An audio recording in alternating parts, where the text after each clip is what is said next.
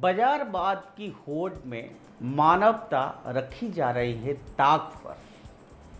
नमस्कार, उदय India digital में आप सबका स्वागत है और मेरा जो स्पेशल एपिसोड है भारतीयता का शंखनाद।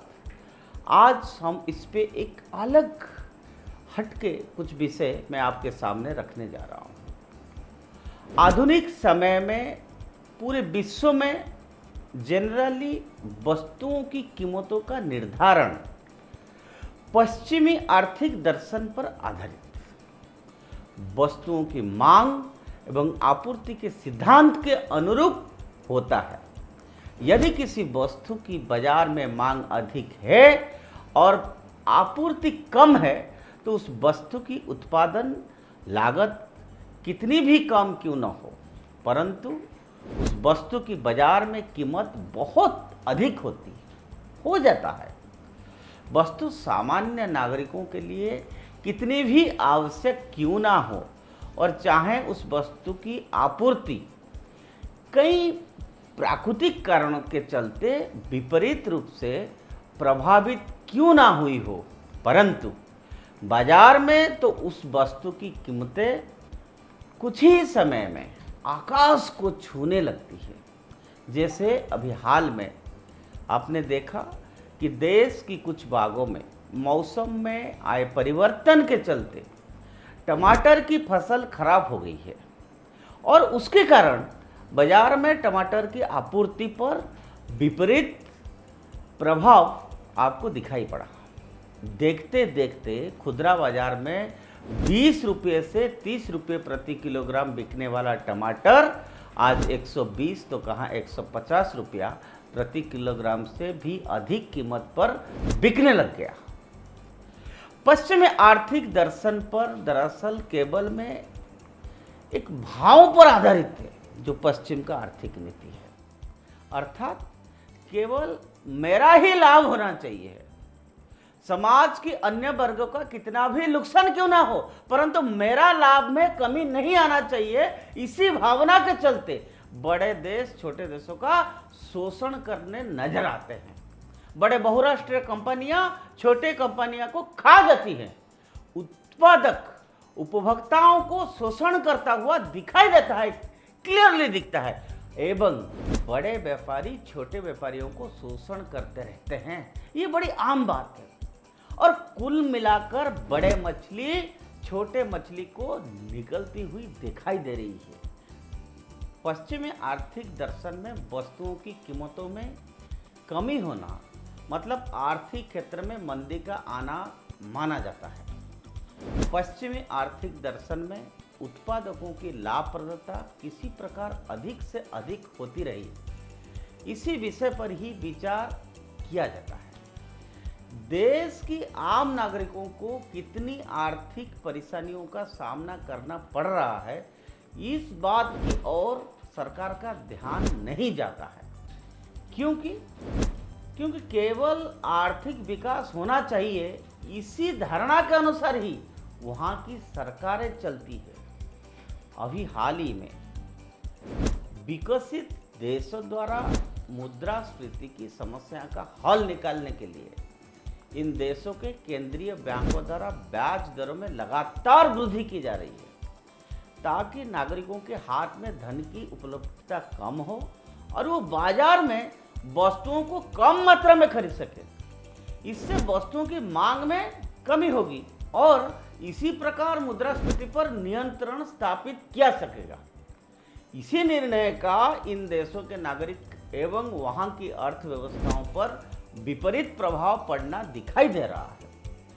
उत्पादकों की मांग को आर्टिफिशियल तरीके से कम करने के कारण कंपनियों ने वस्तुओं के उत्पादन को कम कर दिया है एवं इसके चलते कई कंपनियों ने कर्मचारियों एवं मजदूरों की छटनी प्रारंभ कर दिया है और इसी की वजह से इन देशों में बेरोजगारी फैल हो रही है। पश्चिमी आर्थिक दर्शन की भावना के अनुरूप विकसित देशों में कई बार ऐसे अमानवीय निर्णय भी लिया जाता है, किंतु उक्त आर्थिक नीतियों के ठीक विपरीत भारतीय दर्शन में भारतीय आर्थिक दर्शन में देश की समस्त नागरिकों को किसी प्रकार सुख पहुंचाया जाए, इस बात को विशेष ध्यान रखा जाता है।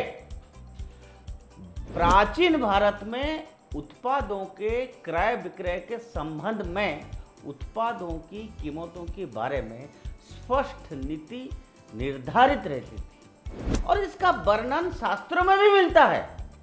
किसी वस्तु के उत्पादन में जो भी व्यय हुआ है वह राशि उस वस्तु की वास्तविक लागत मानी जाती थी, परंतु वस्तु की उपलब्धता एवं उपयोगिता के आधार पर कभी वास्तविक मूल्य से कुछ अधिक अथवा कुछ कम राशि में वो उत्पाद बेचा एवं खरीदा जाता था।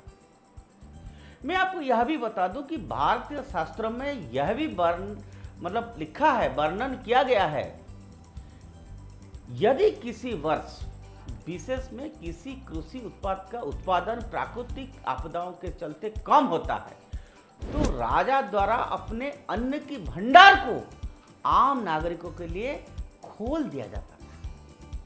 प्राचीन भारत के शास्त्रों में तो मुद्रास्फीति का वर्णन ही नहीं मिलता, बल्कि भारत में वस्तुओं को विशेष रूप से खाद्य पदार्थों की पर्याप्त उपलब्धता पर विशेष ध्यान दिया जाता था।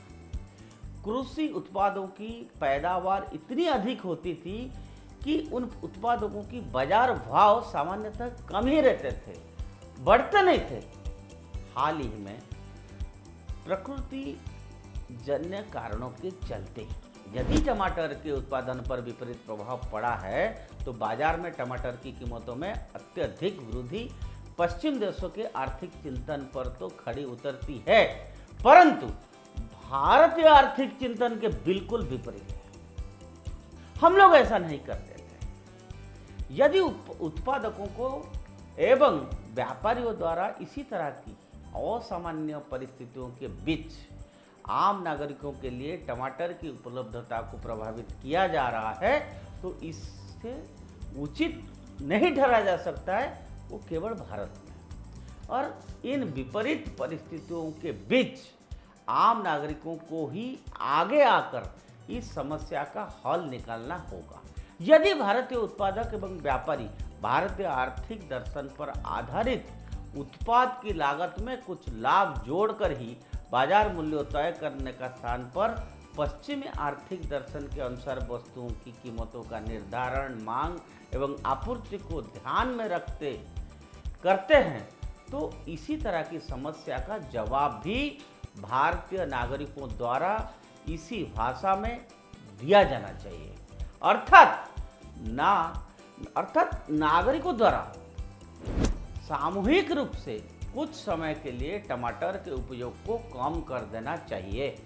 उससे बाजार में टमाटर की मांग कम हो जाएगी और मांग कम होते ही टमाटर की बाजार में कीमत भी कम हो जाएगी और फिर टमाटर का अधिक समय तक स्टोरेज भी नहीं किया जा सकता है और यह शीघ्र नष्ट होने वाली सब्जी है। बाजार में टमाटर की मांग कम होने से उत्पादक एवं व्यापारी मजबूर होकर टमाटर की आपूर्ति बाजार में बढ़ा देंगे और इसी प्रकार टमाटर की कीमतों के नीचे आने लगेगी ही। और ये हमारा दर्शन है। अब समय आया है कि वस्तुओं की कीमतों का निर्धारण पश्चिमी आर्थिक दर्शन को छोड़कर भारतीय आर्थिक दर्शन के अनुरूप किया जाना चाहिए, जिससे पूरी विश्व के नागरिकों को मुद्रास्फीति से राहत प्राप्त हो सके। अब वक्त आ गया है मित्रों कि बाजारवाद को मानववाद की राह दिखाई जाए। ये बात जो आज मैंने आपके सामने रखा ये बड़ा गूढ़ ज्ञान है आर्थिक जगत के लिए। और 1000 साल पहले हमारा लोग भारतीय जो ट्रेडिशनल सिस्टम है वो बाजारवाद को कभी नहीं सपोर्ट करते थे, वो हमेशा मानववाद को देखते थे, इंसानियत। और वही भावना को अगर आज हम फॉलो करेंगे तो किसान हो या व्यापारी हो उनको राहत मिलना ही मिलना है।